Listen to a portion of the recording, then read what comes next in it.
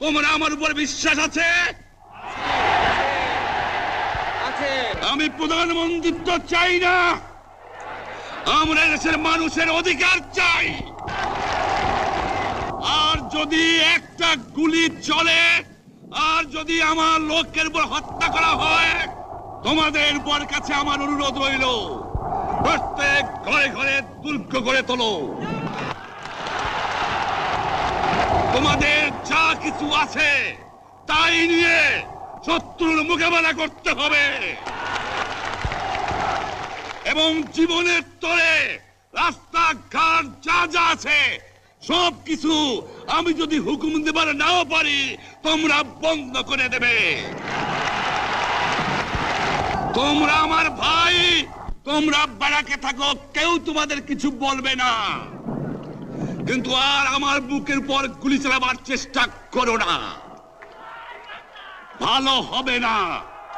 7 কোটি মানুষকে চাপা রাখতে পারবো না।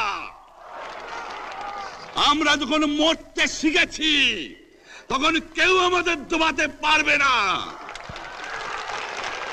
যে পর্যন্ত আমার এই দেশের মুক্তি না হবে, খাজনা ট্যাক্স বন্ধ করে দেওয়া হলো, কেউ দেবে না।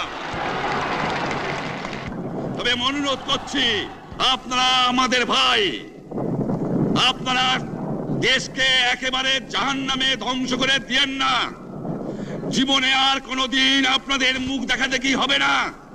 যদিও আমরা শান্তিপূর্ণভাবে আমাদের ফয়সালা করতে পারি, তাহলে অন্তপক্ষে ভাই ভাই হিসেবে বাস করার সম্ভাবনা আছে।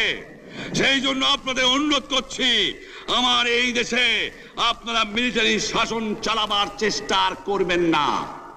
দ্বিতীয় কথা, প্রত্যেক গ্রামে, প্রত্যেক মহল্লায়, প্রত্যেক ইউনিয়নে, প্রত্যেক সাব ডিভিশনে আওয়ামী লীগের নেতৃত্ব